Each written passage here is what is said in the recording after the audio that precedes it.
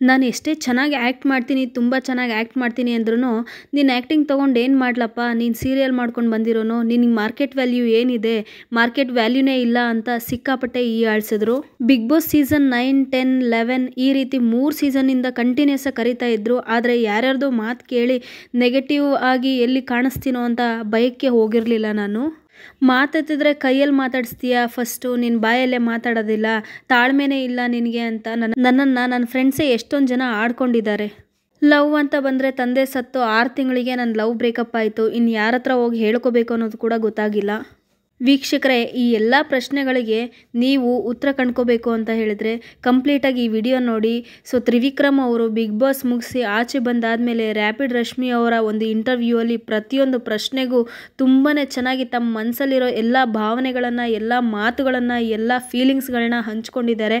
So ಹಾಗಿದ್ದಾಗ ಬನ್ನಿ ನೋಡೋಣ ಯಾವ ರೀತಿ ಅವರ ಎಲ್ಲ ಪ್ರಶ್ನೆಗಳಿಗೆ, ಎಲ್ಲ ಗೊಂದಲಗಳಿಗೆ ಉತ್ತರವನ್ನು ಕಂಡುಕೊಂಡಿದ್ದಾರೆ ಅಂತ ನೋಡ್ತಾ ಹೋಗೋಣ. ಅದಕ್ಕೂ ಮುಂಚೆ ಯಾರೆಲ್ಲ ನಮ್ಮ ವಿಡಿಯೋನ ಚಾನಲ್ನ ಇನ್ನೂ ಸಬ್ಸ್ಕ್ರೈಬ್ ಮಾಡಿಲ್ಲ, ದಯವಿಟ್ಟು ಸಬ್ಸ್ಕ್ರೈಬ್ ಮಾಡ್ಕೊಳ್ಳಿ. ಸೊ ಹಾಗಿದ್ರೆ ಬನ್ನಿ ನೋಡೋಣ ಯಾವೆಲ್ಲ ಕ್ವೆಶನ್ಸ್ನ ರ್ಯಾಪಿಡ್ ರಶ್ಮಿ ಅವರು ಇವ್ರಿಗೆ ಕೇಳಿದ್ರು, ಹಾಗೆ ಯಾವ ರೀತಿ ನಮ್ಮ ತ್ರಿವಿಕ್ರಮ್ ಅವರು ಅವರ ಮನಸ್ಸಲ್ಲಿರೋ ಎಲ್ಲ ಆಲೋಚನೆಗಳ ಅಥವಾ ಎಲ್ಲ ಗೊಂದಲಗಳಿಗೆ ಪ್ರತಿಯೊಂದಕ್ಕೂ ಸ್ಪಷ್ಟನೆಯನ್ನು ನೀಡಿದ್ರು ಅಂತ ಹೇಳಿಬಿಟ್ಟು ನೋಡ್ತಾ ಹೋಗೋಣ. ಮೊದಲನೇ ಪ್ರಶ್ನೆ, ಬಿಗ್ ಬಾಸ್ ನಿಮಗೆ ಯಾಕೆ ಅಷ್ಟು ಇಂಪಾರ್ಟೆಂಟು, ಬಿಗ್ ಬಾಸ್ ನಿಮಗೆ ಏನು ಕೊಡ್ತು ಅನ್ನೋ ಕ್ವೆಶನ್ನ ಕೇಳ್ತಾರೆ.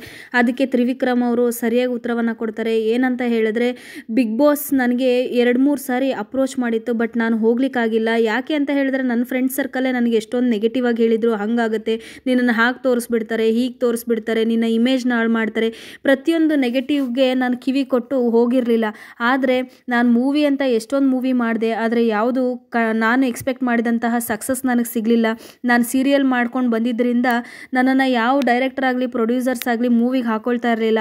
ನಾನು ಎಷ್ಟೇ ರಿಕ್ವೆಸ್ಟ್ ಮಾಡಿದ್ರು, ಎಷ್ಟೇ ಆ್ಯಕ್ಟಿಂಗ್ ಸ್ಕಿಲ್ಸ್ ಇದ್ದರೂ ಕೂಡ ಪ್ರತಿಯೊಬ್ಬರು ಕೇಳ್ತಾ ಇದ್ರು, ನಿನಗೇನಪ್ಪ ಮಾರ್ಕೆಟ್ ವ್ಯಾಲ್ಯೂ ಇದೆ, ನಿನ್ನ ಸೀರಿಯಲ್ ಸೆಟ್ ಅಂತ ಬಂದಾಗ ಸೀರಿಯಲ್ ಫ್ಯಾನ್ಸೇ ಬೇರೆ, ಮೂವಿ ಫ್ಯಾನ್ಸೇ ಬೇರೆ, ಮೂವಿ ನೋಡೋ ರೀತಿನೇ ಬೇರೆ, ಸೀರಿಯಲ್ ನೋಡೋ ರೀತಿನೇ ಬೇರೆ, ನಿನ್ನ ಜನಗಳಿಗೆ ಸೀರಿಯಲಿಂದ ಹತ್ರ ಆಗಿದೆಯಾ ಹೊರತು ಮೂವಿಯಿಂದ ಹತ್ರ ಆಗಿಲ್ಲ ಅಂತ ಸಿಕ್ಕಾಪಟ್ಟೆ ನನ್ನನ್ನು ಹೀಯಾಳಿಸ್ಕೊಂಡು ಆಡ್ಕೊಂಡು ನಗ್ತಾ ಇದ್ರು.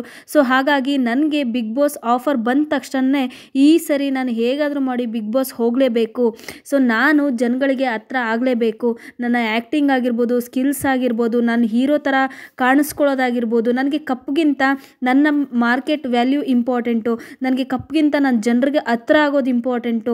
ಸೊ ಹಾಗಾಗಿ ನಾನು ಈ ಸರಿ ಬಿಗ್ ಬಾಸಿಂದ ಬಂದಂತಹ ಆಫರ್ನ ಕಂಪ್ಲೀಟಾಗಿ ಅಕ್ಸೆಪ್ಟ್ ಮಾಡಿಕೊಂಡು ನಾನು ಕ್ಲೀನಾಗಿ ಪ್ಲ್ಯಾನ್ ಮಾಡಿಕೊಂಡು ಬಿಗ್ ಬಾಸ್ಗೆ ಎಂಟ್ರಿ ಕೊಟ್ಟೆ. ನಾನು ಯಾವ ರೀತಿಯೆಲ್ಲ ಪ್ಲ್ಯಾನ್ ಮಾಡಿಕೊಂಡು, ಯಾವ ರೀತಿಯೆಲ್ಲ ಆಸೆ ಪಟ್ಟು ಕನಸ್ಕೊಂಡು ಹೋಗಿದ್ನೋ ಅದೇ ರೀತಿ ಕೊನೆವರೆಗೂ ನನಗಿದ್ದೆ. ಅದಕ್ಕೆ ನನಗೆ ಸಿಕ್ಕಾಪಟ್ಟೆ ಖುಷಿ ಇದೆ ಅಂತ ಹೇಳಿಬಿಟ್ಟು ಅವ್ರು ಹೇಳ್ತಾರೆ. ಹಾಗೆ ಇನ್ನೊಂದು ವಿಷಯ ಕೂಡ ಹೇಳ್ತಾರೆ, ಬಿಗ್ ಬಾಸ್ ಮುಗಿಸಿ ರನ್ನರ್ ಅಪ್ ಆಗಿ ಆಚೆ ಬಂದ ಮೇಲೆ ನನಗೆ ಎಷ್ಟೊಂದು ಜನ ಪ್ರೊಡ್ಯೂಸರ್ಸು, ಡೈರೆಕ್ಟರ್ಸು ಕಾಲ್ ಮಾಡಿ ಹೇಳಿದ್ದಾರೆ, ಹೌದಪ್ಪ ನಿನಗೆ ಮಾರ್ಕೆಟ್ ವ್ಯಾಲ್ಯೂ ಚೆನ್ನಾಗಿದೆ, ನೀನು ಜನಗಳಿಗೆ ತುಂಬ ಹತ್ರ ಆಗಿದೆಯಾ, ತುಂಬ ಇಷ್ಟ ಆಗಿದೆಯಾ, ತುಂಬ ಚೆನ್ನಾಗಿ ನಿನಗೆ ಫಿಸಿಕ್ ಇದೆ, ಹೀರೋ ಆಗಿ ನೀನು ನಿಜವಾಗ್ಲೂ ತುಂಬ ಚೆನ್ನಾಗಿ ಕಾಣಿಸ್ತೀಯಾ ಅಂತೆಲ್ಲ ನನ್ನನ್ನೇ ಹೊಗಳಿದ್ದಾರೆ. ನನಗೆ ನಿಜವಾಗ್ಲೂ ಆಶ್ಚರ್ಯವಾಯಿತು. ನನಗಿದೇ ಬೇಕಾಗಿದ್ದು, ಕಪ್ಗಿಂತ ನಾನು ಜನರನ್ನ ಹತ್ರ ಆಗಬೇಕಾಗಿತ್ತು. ಯಾಕಂದರೆ ನಾನು ಚಿಕ್ಕ ವಯಸ್ಸಿಂದ ಅಥವಾ ಈ ಮೂವಿ ಇಂಡಸ್ಟ್ರಿಗೆ ಬಂದಾಗಿಂದ ತುಂಬ ದೊಡ್ಡ ಹೀರೋಸ್, ಸೂಪರ್ ಸ್ಟಾರ್ ಆಗಬೇಕು ಅಂತ ಹೇಳ್ಬಿಟ್ಟು ಸಿಕ್ಕಾಪಟ್ಟೆ ಕನ್ಸ್ಕೊಂಡಿದ್ದೆ. ಸೊ ಅದಕ್ಕೆ ಮೇನಾಗಿ ಬೇಕಾಗಿದ್ದು ಜನಗಳಿಗೆ ಕನೆಕ್ಟ್ ಆಗಬೇಕಾಗಿತ್ತು, ಜನಗಳಿಗೆ ಹತ್ರ ಆಗಬೇಕಾಗಿತ್ತು. ಸೊ ಹಾಗಾಗಿ ನನಗೆ ಈ ವೇದಿಕೆ ಸಿಕ್ಕಾಪಟ್ಟೆ ಇಂಪಾರ್ಟೆಂಟ್ ಆಗಿತ್ತು, ತುಂಬಾ ಇಂಪಾರ್ಟೆಂಟ್ ಆಗಿತ್ತು. ಸೊ ನನಗೆ ಸಿಕ್ಕಂತಹ ಆಪರ್ಚುನಿಟಿನ 100% ಯೂಸ್ ಮಾಡ್ಕೊಂಡಿದ್ದೀನಿ ಅಂತ ನನಗನ್ಸುತ್ತೆ ಅಂತ ಹೇಳ್ಬಿಟ್ಟು ಮೊದಲನೇ ಕ್ವೆಶನ್ಗೆ ಅವರು ಆನ್ಸರ್ ಮಾಡ್ತಾರೆ. ಇನ್ನು ಎರಡನೇ ಕ್ವೆಶನ್ ಏನು ಕೇಳ್ತಾರೆ ಅಂತ ಹೇಳಿದ್ರೆ, ಬಿಗ್ ಬಾಸಲ್ಲಿ ನೀವು ಏನು ಕಲ್ತ್ರಿ, ನಿಮಗೆ ಏನು ಪಾಠ ಕಲಿಸ್ತು ಬಿಗ್ ಬಾಸ್ ಅನ್ನೋ ಪ್ರಶ್ನೆಗೆ ತ್ರಿವಿಕ್ರಮ್ ಅವರು ಈ ರೀತಿಯಾಗಿ ಉತ್ತರ ಕೊಡ್ತಾರೆ.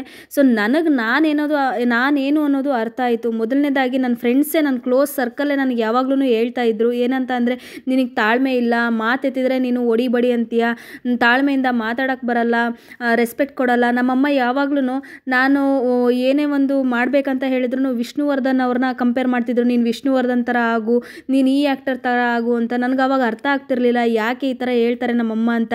ಬಟ್ ನಾನು ಬಿಗ್ ಬಾಸ್ ಮನೆ ಒಳಗಡೆ ಹೋದ್ಮೇಲೆ ನನಗೆ ಅರ್ಥ ಆಯಿತು. ಯಾಕೆ ಅಂತ ಹೇಳಿದ್ರೆ, ವಿಷ್ಣುವರ್ಧನ್ ಸರ್ ಅವರು ಎಷ್ಟೊಂದು ಹೆಣ್ಮಕ್ಳಿಗೆ ಮರ್ಯಾದೆ ಕೊಡ್ತಾಯಿದ್ರು, ಪ್ರೀತಿಯಿಂದ ಮಾತಾಡಿಸ್ತಾಯಿದ್ರು, ಗೌರವವನ್ನು ಕೊಡ್ತಾಯಿದ್ರು. ಸೊ ನನ್ನ ಮಗ ಆ ರೀತಿ ಆಗಲಿ ಅಂತ ಹೇಳ್ಬಿಟ್ಟು ಆಸೆ ಪಡ್ತಾಯಿದ್ರು. ಸೊ ಅದನ್ನು ನಾನೆಲ್ಲ ಪ್ರತಿಯೊಂದನ್ನು ಅರ್ಥಕೊಂಡೆ ಅಲ್ಲಿಗೆ ಹೋದ್ಮೇಲೆ. ಎಮೋಷನ್ಸ್ ಅಂದ್ರೇನು, ಭಾವನೆಗಳಂದ್ರೇನು, ಪ್ರತಿಯೊಬ್ಬರು ಭಾವನೆಗಳನ್ನು ಹೇಗೆ ಸ್ಪಂದಿಸಬೇಕು ಅನ್ನೋದು ಅರ್ಥ ಆಯಿತು. ಮತ್ತು ನನ್ನನ್ನು ನಾನು ಹೇಗೆ ಕಂಟ್ರೋಲ್ ಮಾಡ್ಕೋಬೇಕು ಅನ್ನೋದು ಕೂಡ ಅರ್ಥ ಆಯಿತು. ಸೊ ಸೊ ಮೊದಲನೇದಾಗಿ ಎಷ್ಟೊಂದು ಜನ ಪ್ರಪಂಚದಲ್ಲಿ ಪ್ರತಿಯೊಬ್ಬರಲ್ಲೂ ಒಳ್ಳೆಯದು ಇರುತ್ತೆ, ಕೆಟ್ಟದ್ದು ಇರುತ್ತೆ. ಸೊ ನಮಗೆ ಯಾವುದು ಒಳ್ಳೆ ಗುಣ ಬೇಕೋ ಅದನ್ನು ನಾನು ಅಕ್ಸೆಪ್ಟ್ ಮಾಡಿಕೊಂಡು ನಾವು ಮುನ್ನುಗ್ಗೋದು ನೋಡಬೇಕು. ಹಾಗೆ ಬಿಗ್ ಬಾಸ್ ಮನೆಯಲ್ಲಿ ಸಂಬಂಧಗಳು ವರ್ಕ್ ಆಗಲ್ಲ, ಸಂಬಂಧಗಳಿಗೆ ಬೆಲೆ ಇಲ್ಲ ಅಂತ ಪ್ರತಿಯೊಬ್ಬರು ಹೇಳ್ತಾರೆ. ಆದರೆ ನಾನು ಚೈತ್ರಕ್ಕನ ಅಕ್ಕ ಅಂತ ಕರೆದೆ, ಭವ್ಯನ ಫ್ರೆಂಡ್ ಅಂತ ಕರೆದೆ, ಅನುಷನ ಫ್ರೆಂಡ್ ಅಂತ ಕರೆದೆ. ಎಷ್ಟೊಂದು ಸಂಬಂಧಗಳನ್ನು ನಾನು ಬೆಳೆಸ್ಕೊಂಡೆ, ಗೌರವವಾಗಿ ಇಟ್ಕೊಂಡೆ. ಅಕ್ಕ ಅಂತ ಕರೆದು, ಅಣ್ಣ ಅಂತ ಕರೆದು, ಫ್ರೆಂಡ್, ಭಯ್ಯ, ಗೆಳೆಯ, ಈ ರೀತಿ ಎಲ್ಲ ಸಂಬಂಧಗಳನ್ನು ನಿಭಾಯಿಸ್ಕೊಂಡೆ ನಾನು ಫಿನಾಲೆ ತಲುಪಿದೆ. ಸೊ ಹಾಗಿದ್ದರೆ ಎಷ್ಟೊಂದು ಜನ ಹೇಳ್ತಾರೆ ಅಲ್ಲಿ ಫ್ರೆಂಡ್ಶಿಪ್ ವರ್ಕ್ ಆಗಲ್ಲ, ಅದು ವರ್ಕ್ ಆಗಲ್ಲ, ಇದು ವರ್ಕ್ ಆಗಲ್ಲ ಅಂತ. ಬಟ್ ನಾನು ಆ ಫ್ರೆಂಡ್ಶಿಪ್ ಮಾಡಿಕೊಂಡು ಎಲ್ಲ ಸಂಬಂಧಗಳನ್ನ ಒಂದು ಚೆನ್ನಾಗಿ ನೋಡಿಕೊಂಡೆ ನಾನು ಫಿನಾಲೆವರೆಗೂ ತಲುಪಿದೆ. ಆ ಒಂದು ಕೆಪಾಸಿಟಿ ನನ್ನ ಹತ್ರ ಬಂತು. ಆ ಒಂದು ಕಂಟ್ರೋಲಿಂಗ್ ಕೆಪಾಸಿಟಿ ಆಗಿರ್ಬೋದು, ಸೆಲ್ಫ್ ಕಂಟ್ರೋಲ್ ಆಗಿರ್ಬೋದು, ಎಮೋಷನ್ಸ್ ಆಗಿರ್ಬೋದು, ಪ್ರತಿಯೊಬ್ಬರೂ ಹೇಗೆ ಕಾಣಬೇಕು, ಹೇಗೆ ಗೌರವ ಕೊಡಬೇಕು, ಈ ಎಲ್ಲವನ್ನು ನಾನು ಕಲಿತೆ ಅನ್ನೋದನ್ನು ಕೂಡ ತ್ರಿವಿಕ್ರಮ್ ಹೇಳ್ತಾರೆ. ಬಿಗ್ ಬಾಸಲ್ಲಿ ನಿಮಗೆ ತುಂಬಾ ತೃಪ್ತಿ ಸಿಕ್ಕಂತಹ ವಿಷಯ ಯಾವುದು, ಹಾಗೆ ಸಿಕ್ಕಾಪಟ್ಟೆ ಟ್ರಿಗರ್ ಮಾಡಿರುವಂಥ ವಿಷಯ ಯಾವುದು ಅಂತ ಹೇಳ್ಬಿಟ್ಟು ತ್ರಿವಿಕ್ರಮ್ ಅವ್ರನ್ನ ಕೇಳ್ತಾರೆ. ಅದಕ್ಕೆ ತ್ರಿವಿಕ್ರಮ್ ಅವ್ರು ಹೇಳ್ತಾರೆ, ಚೈತ್ರಕ್ಕನೊಟ್ಟಿಗೆ ಆಗಿದ್ದಂತಹ ಜಗಳ ನನ್ನನ್ನು ಸಿಕ್ಕಾಪಟ್ಟೆ ಟ್ರಿಗರ್ ಮಾಡ್ತು. ಯಾಕೆ ಅಂತ ಹೇಳಿದರೆ ಅಲ್ಲಿ ಜಗಳದ ಅವಶ್ಯಕತೆನೇ ಇರಲಿಲ್ಲ. ನಾನು ಅವ್ರನ್ನ ಅಕ್ಕ ಅಂತ ಕರಿತಾ ಇದ್ದೆ, ಅಲ್ಲಿ ವಿಷಯನೇ ಇರಲಿಲ್ಲ. ಸುಮ್ಮನೆ ಚಿಕ್ಕ ವಿಷಯಕ್ಕೆ ಎಷ್ಟೊಂದು ದೊಡ್ಡದಾಗಿ ಜಗಳ ಮಾಡಿಕೊಂಡೆ. ಅದು ನನಗೆ ಇವತ್ತಿಗೂ ಕಾಡ್ತಾ ಇದೆ. ಚಿಕ್ಕ ವಿಷಯಕ್ಕೆ ಬೇಡದಿರೋ ಜಗಳ ಆಯ್ತೇನೋ, ಅಷ್ಟು ಬೇಗ ಟ್ರಿಗರ್ ಆದ್ನೇನೋ ಅಂತ ನನಗೆ ಅನ್ನಿಸ್ತು. ಬಟ್ ಅದಾದಮೇಲೆ ತಿದ್ಕೊಂಡು ನಾನು ಅವ್ರ ಹತ್ರ ಜಗಳ ಆಡ್ದಿರ ಚೆನ್ನಾಗಿರೋಕ್ಕೆ ಟ್ರೈ ಮಾಡಿದೆ. ಇನ್ನೊಂದು ಟ್ರಿಗರ್ ಮಾಡಿರೋಂತಹ ಏನು ವಿಷಯ ಅಂತ ಹೇಳಿದರೆ, ಅಮ್ಮ ಬಂದಿದ್ರಲ್ವ, ಫ್ಯಾಮಿಲಿ ರೌಂಡ್ ಇತ್ತಲ್ವ. ಸೊ ಅಮ್ಮ ಬಂದಾಗ ಸಿಕ್ಕಾಪಟ್ಟೆ ಎಮೋಷ್ನಲ್ ಆಗಿಬಿಟ್ಟೆ. ಆಮೇಲೆ ನನಗೆ ಅನ್ನಿಸ್ತು, ನಾನು ಇಷ್ಟೊಂದು ಅಳ್ತೀನ, ನನ್ನೊಳಗಡೆ ಇಷ್ಟೊಂದು ಭಾವನೆಗಳಿದ್ದಾವೆ, ನನ್ನೊಳಗಡೆ ಇಷ್ಟೊಂದು ನೋವು ಅಥವಾ ಇಷ್ಟೊಂದು ಎಮೋಷ್ನಲ್ ನಾನು ಕಂಟ್ರೋಲ್ ಮಾಡಿದ್ನ ಇಷ್ಟು ದಿನ ಅಂತ ನನ್ನ ಮೇಲೆ ನನಗೆ ಅನ್ನಿಸ್ತು. ಸೊ ಈ ರೀತಿಯಾಗಿ ನಾನು ಕೆಲವೊಂದು ವಿಷಯಗಳಿಗೆ ಟ್ರಿಗರ್ ಆದೆ. ಅದು ಬಿಟ್ಟರೆ ನನಗೇನು ತೃಪ್ತಿ ಸಿಕ್ತು ಅಂತ ಹೇಳಿದರೆ, ನಾನೇನು ಅಪ್ಪನನ್ನು ಕಲ್ಕೊಂಡು ಕೆಲವೊಂದು ವರ್ಷ ಒಂಟಿ ಅಂತ ಫೀಲ್ ಆಗ್ತಿತ್ತಲ್ವ. ಸೊ ಬಿಗ್ ಬಾಸಲ್ಲಿ ಜನಗಳೆಲ್ಲ ಕೇವಲ 1 ಗಂಟೆ 1.5 ಗಂಟೆ ಎಪಿಸೋಡ್ನ ಮಾತ್ರ ನೋಡ್ತಾರೆ. ಆದರೆ ಪ್ರತಿಯೊಂದು ನಮ್ಮ ವರ್ತನೆಗಳನ್ನು, ಬಿಹೇವಿಯರ್ನ ಇಂಚಿಂಚಾಗಿ ಕ್ಯಾಮ್ರಾ ಮುಂದೆ ನೋಡೋದು ಬಿಗ್ ಬಾಸ್ ಮಾತ್ರ ಆಗಿರ್ತಾರೆ. ಸೊ ಅವ್ರ ಹತ್ರ ಒಂದು ಲೆಟರ್ನ ನಾನು ರಿಕ್ವೆಸ್ಟ್ ಮಾಡಿದ್ದೆ. ಸೊ ಅವರು ಆ ಲೆಟರಲ್ಲಿ ಎಲ್ಲ ಪ್ರತಿಯೊಂದನ್ನು ಮೆನ್ಷನ್ ಮಾಡಿ ನನ್ನ ಬಗ್ಗೆ ಬರೆದಿದ್ರು. ಅದು ನನಗೆ ಸಿಕ್ಕಾಪಟ್ಟೆ ತೃಪ್ತಿ ಕೊಟ್ಟಂತಹ ವಿಷಯ. ಅದರಲ್ಲಿ ನನ್ನ ಗೆಳೆತನ ಆಗಿರ್ಬೋದು, ಫ್ರೆಂಡ್ಶಿಪ್ ಆಗಿರ್ಬೋದು, ಸಂಬಂಧಗಳಾಗಿರ್ಬೋದು, ವ್ಯಾಲ್ಯೂ ಆಗಿರ್ಬೋದು, ನಾನು ಹೇಗಿದ್ದೆ, ಏನು ಅಚೀವ್ ಮಾಡಿದ್ದೀನಿ, ಏನು ಮಾಡಿದ್ದೀನಿ, ಇಷ್ಟು ದಿನ ನಾನು ಹೇಗೆ ಆಟ ಆಡಿದ್ದೀನಿ, ಪ್ರತಿಯೊಂದು ಏನೇನು ಎಲ್ಲ ಪಾಠಗಳನ್ನ ಕಲಿತೆ. ಸೊ ಅದನ್ನೆಲ್ಲನೂ ಅವರ ಒಂದು ಲೆಟ್ರಲ್ಲಿ ಬರೆದ್ಬಿಟ್ಟು ನನಗೆ ಅದನ್ನು ಕಳಿಸಿದ್ರು. ಅದು ನನಗೆ ಸಿಕ್ಕಾಪಟ್ಟೆ ತೃಪ್ತಿ ಕೊಟ್ಟಂತಹ ವಿಷಯ. ಅದಾದಮೇಲೆ ನಾನು ಮನೇಲಿ ಒಂದಿನ ಬಿಗ್ ಬಾಸಿಂದ ಆಚೆ ಬಂದ ಮೇಲೆ ಊಟ ಮಾಡ್ತಾ ಇದ್ದೆ. ಆವಾಗ ನಮ್ಮಮ್ಮ ಊಟ ಬಡಿಸುವಾಗ ಹೇಳಿದ್ರು, ನೀನು ಮನೇಲಿ ಹೆಂಗಿದ್ದು ಆಚೆನೂ ಅದೇ ರೀತಿ ಇದ್ದೆ ಕಣೋ. ಅಂದರೆ ಮನೇಲಿ ಹೇಗಿದೆಯೋ ಆಚೆ ಹೇಗಿದೆಯೋ ಅದೇ ರೀತಿ ಬಿಗ್ ಬಾಸ್ ಮನೆ ಒಳಗಡೆನೂ ಕೂಡ ಇದ್ದೆ ಕಣೋ, ನನಗೇನು ಚೇಂಜ್ ಅಂತ ಕಾಣಿಸ್ಲಿಲ್ಲ ಬೇರೆ ಅಂತ ಹೇಳ್ತಾರೆ. ಅದಾದಮೇಲೆ ಅವ್ರ ಕ್ಲೋಸ್ ಫ್ರೆಂಡ್ಸ್ಗಳು ಅದನ್ನೇ ಹೇಳಿದ್ರಂತೆ, ನಿನ್ನ ಆಚೆ ಹೇಗಿದೆಯೋ ಅದೇ ರೀತಿ ಇದ್ದೆ ಕಣೋ, ಎಲ್ಲೂ ನಾಟಕ ಮಾಡಿದೆ ಅಂತ ಅನಿಸಿಲ್ಲ, ಡ್ರಾಮಾ ಮಾಡಿದೆ ಅಂತ ಅನಿಸ್ಲಿಲ್ಲ. ಸೊ ತುಂಬ ನ್ಯಾಚುರಲಾಗೇ ಇದ್ದೆ, ಆರಾಮಾಗೇ ಇದ್ದೆ ಅಂತ ಹೇಳಿಬಿಟ್ಟು ಚೆನ್ನಾಗಿ ಕಾಣಿಸ್ತಾ ಇದೆ ಅಂತ ಎಲ್ಲರೂ ಹೊಗಳಿದ್ರಂತೆ. ಸೊ ಇದನ್ನು ಅವರು ಹೇಳ್ತಾರೆ. ಅದಾದಮೇಲೆ ಇನ್ನು ತ್ರಿವ್ಯ ಬಾಂಡ್ ರಿಲೇಷನ್ಶಿಪ್ ಏನಿದೆ ಅಲ್ವಾ, ನಾವೆಲ್ಲ ಫ್ಯಾನ್ಸ್ಗಳು ಸಿಕ್ಕಾಪಟ್ಟೆ ಕನಸುಗಳನ್ನ ಕಂಡಿದ್ವಿ. ತ್ರಿವ್ಯ ಸೂಪರ್ ಜೋಡಿ, ಸಖತ್ ಸ್ಟ್ರಾಂಗ್ ಜೋಡಿ, ಸಖತ್ತಾಗಿ ಆಡ್ತಾ ಇದೆ ಅಂತೆಲ್ಲ ಸಿಕ್ಕಾಪಟ್ಟೆ ಫ್ಯಾನ್ಸ್ಗಳು ಇವರ ಒಂದು ಜೋಡಿಗೆ ಫ್ಯಾನ್ಸ್ಗಳಾಗಿದ್ದರು. ಸೊ ಆದರೆ ಇದಕ್ಕೆ ತುಂಬಾ ಚೆನ್ನಾಗಿ ತ್ರಿವಿಕ್ರಮ್ ಅವರು ಎಲ್ಲ ಕಡೆ ಕ್ಲಾರಿಟಿ ಕೊಟ್ಟಿದ್ದಾರೆ. ಆದರೂ ಕೂಡ ಜನಗಳು ಬೆನ್ನು ಬಿಡದೆ ತುಂಬಾ ಅಂದರೆ ಕ್ಲಾರಿಟಿ ಕೊಡಿ, ಭವ್ಯ ಗತಿ ಏನು, ಭವ್ಯ ಲವ್ ಅದು ಇದು ಏನೋ ಮತ್ತೊಂದು ಮಗದೊಂದು ಪ್ರಶ್ನೆಗಳನ್ನ ಕೇಳ್ತಾನೆ ಇರ್ತಾರೆ. ಸೊ ಇಲ್ಲೂ ಕೂಡ ಅವರು ಕ್ಲಾರಿಟಿನ ಕೊಡ್ತಾರೆ. ಏನು ಅಂತ ಹೇಳಿದ್ರೆ, ನನಗೆ ಭವ್ಯನ್ ಮಧ್ಯೆ ಯಾವುದೇ ರೀತಿಯ ಪ್ರೀತಿಯ ಸಂಬಂಧ ಇಲ್ಲ, ನಮ್ಮಿಬ್ಬರ ಮಧ್ಯೆ ಇರೋದು ಪ್ಯೂರ್ ಫ್ರೆಂಡ್ಶಿಪ್.